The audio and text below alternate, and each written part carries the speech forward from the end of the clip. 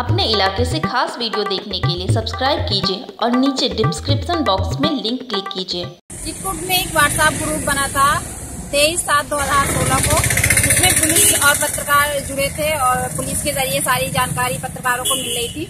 जब 2018 मार्च को मनोज कुमार झा एसपी आए हमारे जिले में, तो उन्होंने उस पत्रकार ग्रुप को पुलिस पत्रकार नाम से चेंज करके सोशल मीडिया कर दिया, जिसमें अब वो अपनी बाइट जो खबरें होती हैं, जो हादसे होते हैं, जो घटनाएं हो जाती हैं, तो वो अपनी बाइट और प्रिंट मीडिया के लिए विज्ञप्ति भेजते हैं।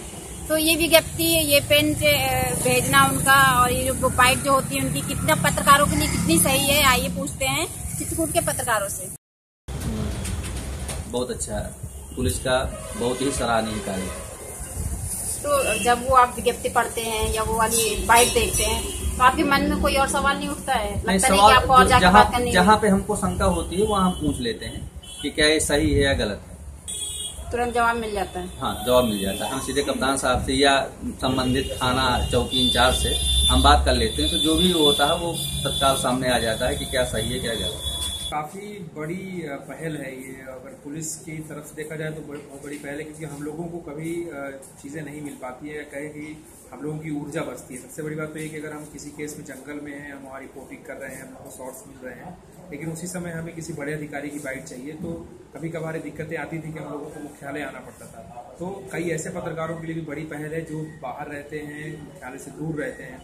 ऐसे तमाम पत्रकारों को स्वतः ये इस माध्यम से बाइट मिल जाती है, जानकारी मिल जाती है। और सबसे बड़ी बात तो ये है कि जब ग्रुप में लिखकर डाला जाता है कि हमें इस मसले पे बाइट अलग से चाहिए, तो भी मिल जाती है। ये सोच इसलिए है कि कभी कभी ऐसी परिस्थिति पैदा होती है कि हम लोग बाइट देने की स्थिति में नहीं रहते हैं, किसी ऐसी बाहर जगह पर रहते हैं और न्यूज़ की आवश्यकता रहती है पत्रकारों को, हमें भी देने की आवश्यकता रहती है कि सही बात तथ्य पत्रकारों तक पहुँच सके, और उनको भी आवश्यकता रहती है कि सही बात उनको बात हो सके। इसलिए हम लोगों ने बाइट देने का सिस्टम शुरू किया है और बाइट हम जो हमने सोशल मीडिया सेल बनाया है, उसके जो व्हाट्सएप ग्रुप बनाया है, उस पर हम लोग डाल देते हैं, जिससे न्यूज़ उनको सही समय पे और सही न्यूज़ उनको प्राप्त हो सके।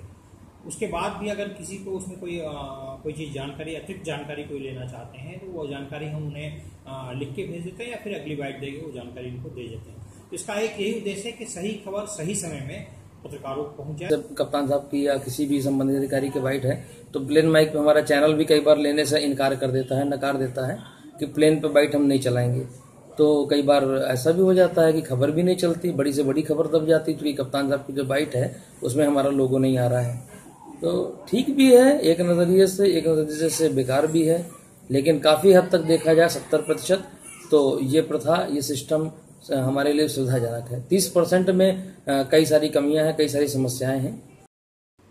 सर, क्या ऐसा हुआ है कि कोई बाइट आपने भेजी, फिर पत्रकार दोबारा आपके पास आए हों या फोन किया हो? नहीं, सामान्यतः अभी तक कोई ऐसा प्रकरण नहीं आया है कि मैंने कोई बाइट भेजी हो और उसमें उन्होंने दोबारा हमसे कोई चीज़, कोई क्लैरिफिकेशन मांगना हो। तो यह प्रयास रहता है कि जो भी बाइट है, उस बाइट में जो भी समाचार संबंधित जो भी चीज़ें हैं, वो सारी चीज़ें या जो भी उनकी क्वेरी हो सकती है, उस क्वेरी को उस बाइट में डाल दें।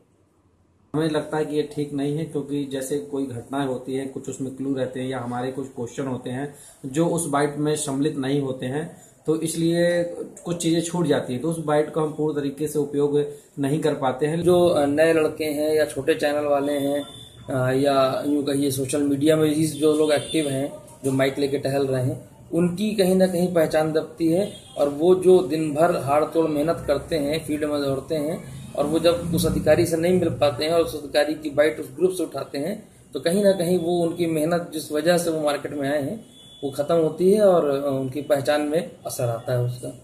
जब हम क्रॉस क्वेश्चन करते हैं तब नई चीजें निकल के आती हैं, लेकिन हमें प्राथमिक दृष्टि में जो चीजें चाहिए होती वो महत्वपूर्ण होती है, वो मिल जाती है। सबसे बड़ी सुखद बात यही है कि अगर किसी की बात की जानकारी हमें लोगों तक पहुंचानी है तो वो मीडिया सेल के द्वारा मिल जाती है, लेकिन अगर हमें उसमें कोई बड़ी जानकारी चाहिए, कोई प्रश्न पूछना है, तो हमें खुद आना पड़ता है। तो मुझे लगता है कि ये भी एक सुविधा होनी चाहिए आगे चल के, कि आप कॉन्फ्रेंस के माध्यम से उनको लेकर के बाइट कर सकें और जो आईडी हो उसको लेकर के भी क्रॉस क्वेश्चन हो सके। तो मुझे लगा तभी पूरा होगा।